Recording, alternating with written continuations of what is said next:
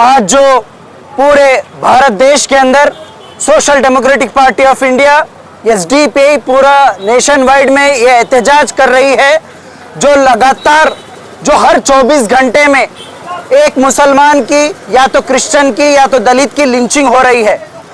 ये बहुत ही दुख की बात है। तीसरी मर्तबा जो नरेंद्र मोदी प्राइम मिनिस्टर बनने के बाद लगातार पूरे देश भर में जो मॉब लिंचिंग की जा रही है, मुसलमानों को टारगेट बनाया जा रहा है और मुसलमानों के घरों को, प्रॉपर्टी को, मस्जिदों पर बुलडोजर चलाया जा रहा है। हम देख सकते हैं कि सैकड़ों ऐसे केसेस हमारे सामने नजर आ रहे हैं। इवन जो स्टेट में, ऐसे स्टेट्स में जहां पर दिल्ली में आम आदमी पार्टी सरकार में है, लेकिन वहां पर मस्जिदों पर डेमोलिशन किया जा रहा है। टीएमसी की सरकार वेस्ट बंगाल में ममता बनर्जी है, लेकिन उसके बावजूद भी वहां पर मुसलमानों को मॉब लिंचिंग की जा रही है। उसके बाद अगर हम देखते हैं उत्तर प्रदेश के अंदर, जहां पर समाजवादी पार्टी को 36 एमपी सीट जीतने का मौका मिला, जीते हैं, वहां पर भी मुसलमानों की प्रॉपर्टी पर और मुसलमानों को टारगेट किया जा रहा है। तो ये चीज को कतई बर्दाश्त नहीं करेगी social democratic party of India. इसीलिए आज पूरे भारत देश में हम लोग एहतजाज कर रहे हैं। आप देखिए, जो मुसलमान मुसलमान बोलकर जो बात करते हैं, श्री राहुल गांधी को 7 साल हो गया अपनी जबान से मुसलमान बोलने के लिए। हम तरस गए थे, हमारे कान तरस गए थे, लेकिन हमारे लगातार एहतजाज और लगातार ऑनलाइन पिटीशन की वजह से वो राहुल गांधी पार्लियामेंट में मुसलमान बोलकर बोले हैं। मुसलमानों पर जो अत्याचार हो रहा है उसके ऊपर बात किए हैं। बहुत अच्छी बात है। और एक सेकेंड बात यह है कि राहुल गांधी को एम्स जाकर बच्ची के साथ लूडो खेलने का टाइम है। लूडो खेलने का टाइम है एम्स जाकर। मणिपुर जाकर लोगों से तीसरी मर्तबा वहां पर जाकर मिलने का टाइम है। बहुत अच्छी बात है। मणिपुर को जाना चाहिए था, गए हैं, बहुत अच्छी बात है।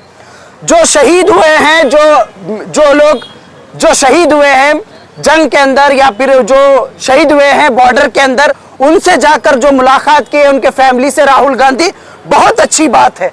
राहुल गांधी जो पायलट्स होते हैं, जो ट्रेन का काम करने वाले जो मैकेनिक्स होते हैं, उनसे भी जाकर मुलाकात किए हैं, बहुत अच्छी बात है।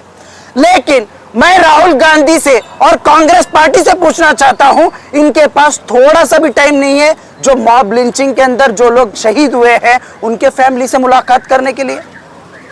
आप हाथरस के अंदर 127 लोग जो डेथ हुई, वहां पर आप जाकर मुलाकात किए, बहुत अच्छी बात है, करना चाहिए, हर पॉलिटिशियन को यह करना चाहिए। लेकिन आप क्या इंसाफ कर रहे हैं मुसलमानों के साथ? जो मुसलमान, जो कितने लोग यहाँ पर शहीद हुए और कितने मसाजिदों को यहाँ पर शहीद किया गया और कितने प्रॉपर्टीज को यहाँ पर डेमोलिशन किया जा रहा, लेकिन किसी के घर को ना कांग्रेस पार्टी गई, ना कांग्रेस के लीडर्स गए, और ना नाम निहाद जो शायर बनकर शायरी करते फिरते हैं इमरान प्रतापगढ़ी, ना वो गए हैं। कितनी शर्म की बात है ये। तो इसीलिए यहाँ पर हम एसडीपीआई वाले कहना चाहते हैं कि आपके लिए सबसे बेहतरीन अगर अल्टरनेटिव है, जो आज के लिए, जो आपके लिए जो आवाज उठा रहा है social democratic party of India, SDPI का आप साथ देना है, एसडीपीआई के साथ कंधे से कंधे खड़े होना है। अगर आपके घर पे अगर बुलडोजर आएगा तो सबसे पहले अगर बुलडोजर चलेगा तो एसडीपीआई के कैडर के ऊपर से चलेगा, तब तक बुलडोजर नहीं चलेगा। मैं आप लोगों को यह वादा करता हूं। और अगर मॉब लिंचिंग के लिए अगर ये जो आतंकवादी, ये जो हिंदुत्ववादी, ये जो टेररिस्ट जैसे लोग, जो संघ परिवार के लोग अगर मॉब लिंचिंग के लिए आपके सामने अगर आएंगे, तो उस वक्त एसडीपीआई आपके सामने खड़ा होगा और इन लोगों को मुंह तोड़ जवाब देने का काम social democratic party of India इंशाल्लाह करेगी। आज इंडिया के अंदर social democratic party of India ने लिंचिंग के नाम पे जो जुल्म हो रहा, उसके खिलाफ एक देश भर में एहतजाज करने का प्लान किया। इसी तरीके से कर्नाटक में भी एक स्टैंड लिया पार्टी ने कि हम तमाम डिस्ट्रिक्ट में एक प्रोटेस्ट करेंगे।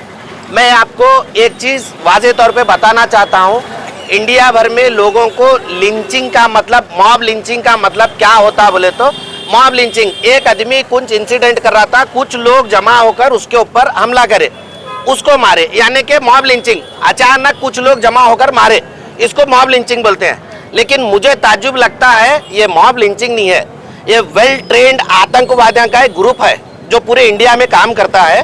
वो आतंकवादियों को ग्रुप को अगर आइडेंटिफाई करना है, बहुत आसान तरीका हमारे इंडिया में है, जो सिर्फ मुसलमानों के ऊपर काम होता है। वो मॉब लिंचिंग के अंदर कौन इन्वॉल्व हुआ, कौन उसको ऑर्गेनाइज करा, कौन उसको अटैक करा, कौन उसकी जान लिया, अगर ये निकालना चाहती है तो इसके लिए कोई बड़ा काम नहीं है इंडिया की गवर्नमेंट के पास, क्योंकि दो एजेंसी सीधे सीधे सामने काम करते हैं, एक स्टेट इंटेलिजेंसी, एक सेंट्रल इंटेलिजेंसी। अगर समझो कहीं कुछ क्राइम होता है, वो 24 घंटे के अंदर ये लोग निकाल सकते हैं। लेकिन ये सरकारें और ये पॉलिटिशियन की सांठ-गांठ जो है, बीजेपी की और ऑल इंडिया पार्टीज की जो है, ये सांठ-गांठ इसको मॉब लिंचिंग का नाम देती है। ये मॉब लिंचिंग नहीं हो सकती, वेल ऑर्गेनाइज टेररिस्ट गुंडे हैं जो टारगेट कर कर लोगों को मारते हैं। तो हमारा एक क्लियर आप लोगों को कहना है, खासकर हम कर्नाटक में हैं, तो कर्नाटक की गवर्नमेंट को ये चाहते हैं कि इस तरीके से जो भी ऑर्गेनाइज होकर अगर काम करते हैं तो उनके खिलाफ एक कर्नाटक की गवर्नमेंट एक्शन लेना है। अगर आने वाले टाइम पे इस तरीके के अगर हम लोगों को यहाँ की गवर्नमेंट अगर कुछ मूछने का, कुछ छुपाने का काम करती है तो उसको हम कतई बर्दाश्त नहीं करेंगे। एग्जाम्पल आपको देना चाहता हूँ, 1 तारीख की शाम में गुलबर्गा से 15 किलोमीटर दूर इडगा गांव होता है जो यूनिवर्सिटी पुलिस लिमिट्स में आता है। वहां पर रात में 11:30-12 बजे के टाइम पे डीजे लगाकर नाचा जाता है। एक पर्टिकुलरली टीपू सुल्तान चौक के तरफ गंदे गंदे इशारे कर कर वो एक माहौल बनाकर काम किया जाता है। तो वहाँ के कुछ नौजवान उन लोगों को वक्तिया रात का टाइम रहता है, बर्दाश्त करते हैं। सुबह जब इनको बुलाकर बात करते हैं तो ये लोग आपस में लड़ते हैं एक दूसरे को। लड़ने के बाद ये रूरल का एमएलए मत्तमुड़ और ये संघ परिवार के जो काम करने वाले बजरंग दल के जो लोग हैं, ये लोग मिलकर जाकर वहां पर एहतजाज करते हैं।